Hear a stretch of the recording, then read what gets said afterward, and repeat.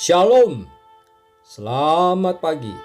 Sate Pagi edisi ke-1 tahun ini kami kutip dari buku Selamat Panjang Umur oleh Pendeta Emeritus Andar Ismail dengan judul Apa Arti Hidup? Mari kita renungkan. Apa arti hidup? Hidup adalah tantangan. Hadapilah. Hidup adalah keindahan. Kagumilah. Hidup adalah tragedi. Tangisilah. Hidup adalah tugas. Tekunilah. Hidup adalah misteri. Takjubilah. Hidup adalah impian. Wujudkanlah. Hidup adalah perlombaan. Menangkanlah. Hidup adalah janji.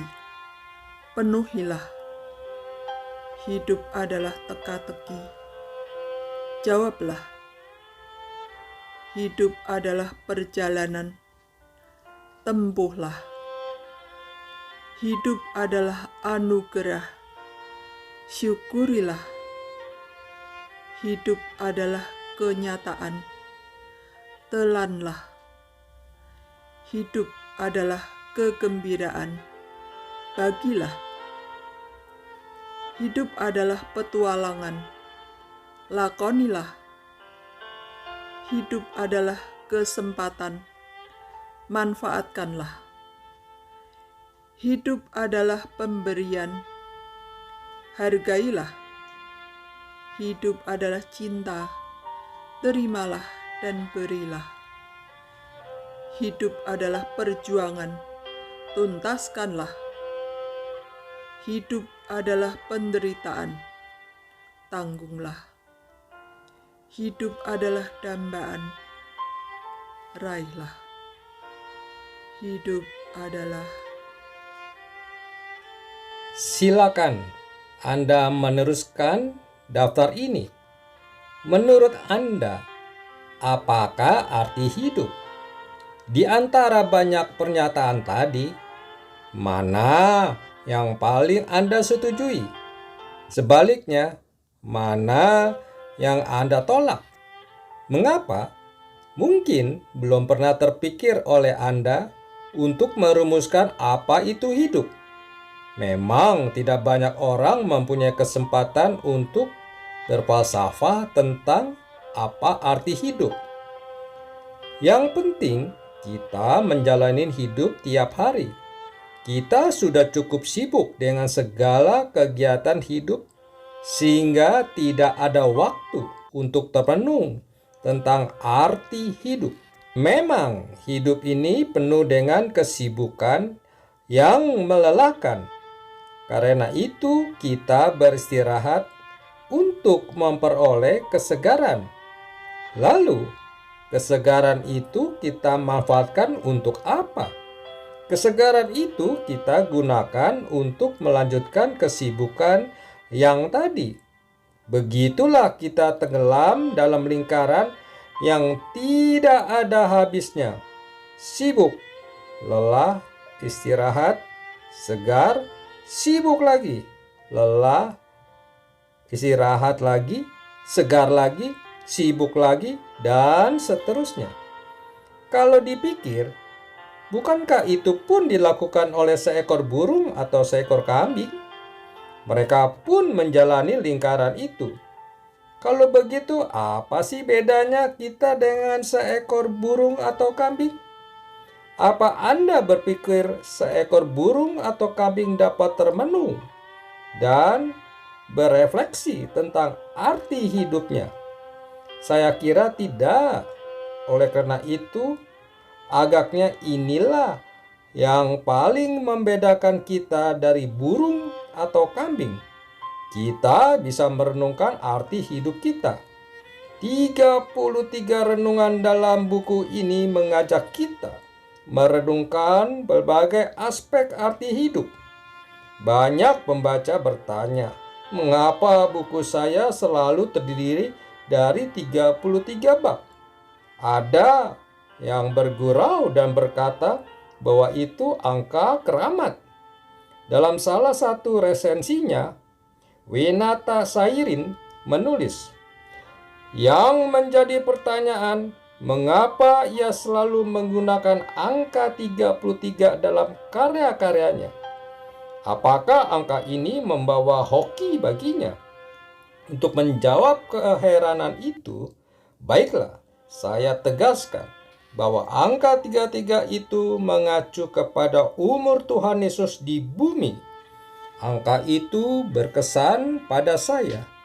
Yesus hidup hanya 33 tahun di bumi. Hidupnya begitu pendek. Pernah saya memimpin retret dengan pokok bahasan tentang diri Yesus. Untuk menvisualkan sosok diri Yesus, saya mengawali pertemuan itu dengan bertanya, apa di antara hadirin ada pria yang berusia 33 tahun? Seorang pria yang masih muda berdiri dengan tegap. Seluruh hadirin tertegun memandang pria itu. Ia masih muda. Dalam usia semuda itulah Yesus mengajar di Galilea dan dihukum mati di Yerusalem. Jarang terpikir oleh kita bahwa Tuhan Yesus begitu muda. Pada usia semuda itu, saya dirawat di rumah sakit selama hampir sebulan. Tubuh saya kian hari kian lemah. Demam saya turun naik. Selama berbaring itu, saya banyak berpikir tentang arti hidup. Umur saya baru 33 tahun. Saya baru mulai berkembang dalam pekerjaan. Kedua anak kami baru berusia 2 dan 4 tahun. Masakan hidup saya berakhir dalam usia semuda itu? Kita merasa sayang kalau ada orang meninggal dalam usia muda. Kita merasa seakan-akan hidup orang itu putus di tengah jalan. Kita memang cenderung mengukur hidup pada panjangnya umur. Kalau kita ada di Yerusalem pada waktu Yesus dihukum mati, kita pun akan merasa sayang bahwa umur Yesus putus setengah jalan. Namun, benarkah bahwa hidup Yesus putus setengah jalan? Kata-kata terakhir yang diucapkan Yesus di kayu salib menurut Yohanes adalah sudah selesai. Di dalam Alkitab Yunani tertulis Iosus aipen tetelestai. Kata tetelestai dari akar teleo bisa mengandung banyak arti, yaitu sudah dilaksanakan, sudah dibayar, sudah dipatuhi, sudah dicapai, sudah dituntaskan, sudah sampai pada akhir, atau sudah digenapi. Apa yang dilaksanakan, dicapai, atau digenapi oleh Yesus selama 33 tahun itu? Apakah ini suatu tantangan atau keindahan atau tragedi atau yang lainnya seperti tercantum dalam daftar pada awal abad ini? Secara eksplisit Yesus berkata, Anak manusia datang bukan untuk dilayani, melainkan untuk melayani dan untuk memberikan nyawanya menjadi tebusan bagi orang banyak. Bagi Yesus, hidupnya adalah suatu pelayanan dan penebusan bagi banyak orang yang sesuai dengan maksud Allah terhadap umat manusia.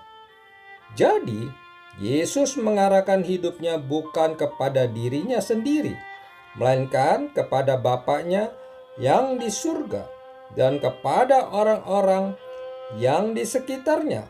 Itulah yang dituntaskan dan digenapi oleh Yesus. Hidupnya bermakna karena ia melayani Bapa-Nya dan umat manusia. Itulah kedalaman hidup seseorang, yaitu bila hidupnya bukan mengarah kepada diri sendiri semata-mata, melainkan kepada suatu di luar dirinya. Arti hidup bukan diukur dari panjangnya, melainkan dari isinya. Amin. Mari kita berdoa.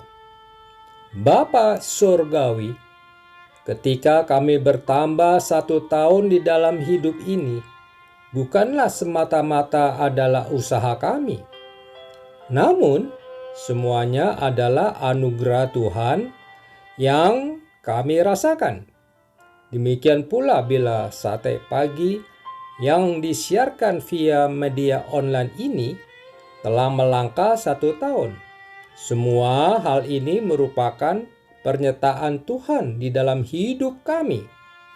Tuhan tidak melihat berapa lama usia kami, namun Tuhan melihat berapa besar dampak kami bisa menjadi berkat bagi banyak orang. Meski Tuhan berikan usia yang pendek.